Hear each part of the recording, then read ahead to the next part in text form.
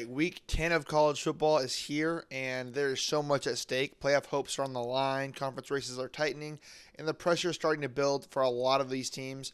In this video, breaking down some of the biggest matchups of the week, from Miami trying to stay alive in the ACC title race to Tennessee and Oklahoma fighting to keep their playoff dreams alive, and a few potential upsets brewing in the West.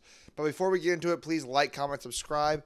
Let's dive in. Starting with Georgia versus Florida, the largest outdoor cocktail party. It's always unpredictable, but this year it's got a whole new twist. Florida comes into Jacksonville without a head coach, and honestly, that might scare me even more than if Billy Napier was still on the sideline. Interim head coaches have this weird ability to rally a team. That locker room just breathes new life into it from the moment that change happens, and everyone's just playing loose, confident, and suddenly you're dealing with a completely different team.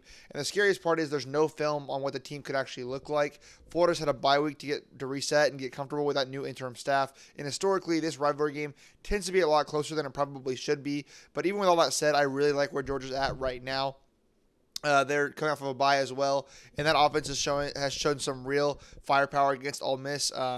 That was probably the best that we've seen them all season. Sure, the defense left something to be desired, but I don't expect Florida to bring that same level of offensive firepower. I mean, we just saw Ole Miss light it up against Brent Venables' defense last week. Meanwhile, Florida has looked pretty pedestrian on that side of the ball. Defensively, the Gators are solid. I'll give them that. They can make stops, and they'll probably hang around in this one, but I trust Gunnar Stockton to make the necessary plays as long as Mike Webo doesn't fall back into those old habits of predictable play calling.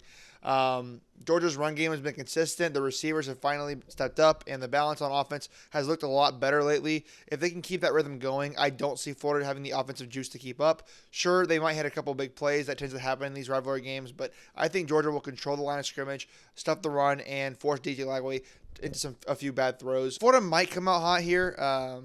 Maybe even take an early lead, but once Georgia settles in, I do think the Dogs will take over. Moving on to Vanderbilt versus Texas, and after back-to-back emotional and honestly baffling wins for Texas, they now welcome a top 10 Vanderbilt team into Austin, and somehow the Longhorns are favored. Now, the last time Texas was favored in a game against the team that I thought was way better than them, that was Oklahoma, and they proved me wrong, and they dominated there. But I'm not going to learn my lesson here. I'm picking against them again because here's the thing. Texas has looked awful against bad teams all season long. Oklahoma game feels like an outlier at this point, not the norm. Vanderbilt, meanwhile, has looked like a legit football team. Sure, they've got their flaws, but they've beaten some real competition, and they've done it in convincing fashion. Now, there is a role where Texas' defense completely shuts down Diego Pavia. We've seen several other teams do that, and if that happens, I wouldn't be shocked. But the question is, even if they do, can I trust Texas to score? Yes, they found a rhythm last week late in that fourth quarter, but that was the first real offensive spark we've seen in a while, and that was against the Mississippi State defense that is nowhere near as good as Vanderbilt's. Vandy's defense is really solid. They're physical, they're disciplined, and they just don't give up many big plays. And that Texas offensive line and quarterback play is pretty bad. It's not giving me a lot of confidence right now. With arching and concussion protocol, they could call on Caldwell, and that might give them the spark that they need. But I think this game turns into a low-scoring slugfest. And when that happens, I trust Vanderbilt way more. I trust Diego Pavia, I trust Eli Stowers, and I trust the defense. Texas just feels like a team that's been escaping disaster for a couple of weeks now, and this might finally be the week it all catches up to them, so give me the Commodores. Moving on to Miami versus SMU, and Miami's walking a bit of a tightrope here, not for the playoff race. They'd have to absolutely collapse for that to happen. But when it comes to the ACC title race, they do not control their own destiny. That means that there is zero margin for error the rest of the way. So this week, they've got to go into Dallas and take care of business against an SMU team that has had its ups and downs. And if this was last year's Mustangs team, I might actually take them here. But this season, I just haven't been impressed. They've been inconsistent, and outside of Miami's blunder against Louisville, the Hurricanes have looked really solid. Assuming Carson Beck doesn't go full-on meltdown mode and start throwing interceptions left and right, Miami should win this one comfortably. Defensively, I think Miami is more than capable of shutting down SMU's offense the way Wake was able to do last week, and I just don't see SMU forcing Miami to become one-dimensional the way that Louisville was able to do. Trust the talent, trust the defense. Miami should handle their business and stay alive in both the playoff race and the ACC race, assuming the other teams don't take them out of that race. I'd love for SMU to pull the upset here, but I just don't see it happening. Moving on to Tennessee versus Oklahoma, and this one's pretty big. Both teams are sitting at 6-2, both with playoff hopes that are hanging by a thread. Simply put, whoever loses this one may be out. Tennessee comes in favored by 2.5 points at home, and honestly, I think that line feels about right. This game should be really close early, but I've really started to lower my expectations about Oklahoma after the past few weeks. The John Mateer injury has clearly capped their offensive ceiling, and with how one-dimensional they've been, I just don't see a path for them to win in Neyland. They can't run the ball at all, and with a limited pass rush, that's a recipe for disaster against the Tennessee defense that's been really opportunistic lately.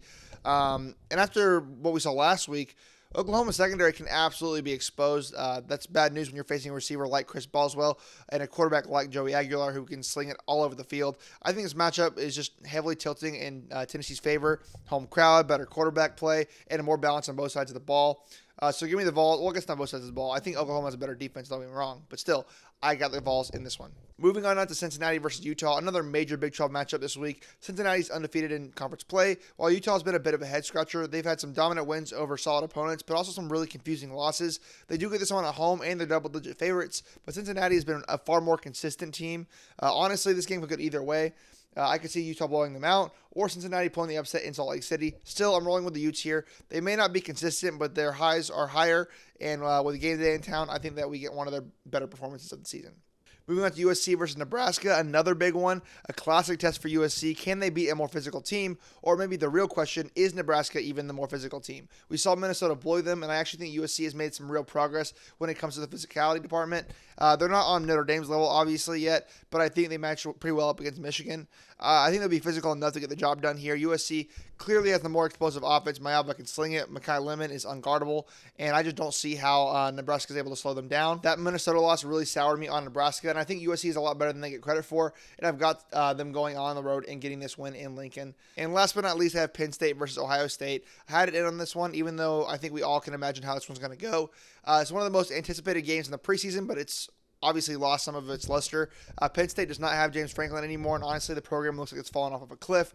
This game is in Columbus, which makes it even tougher. Ohio State has looked really sharp so far, but they also haven't really played anybody yet.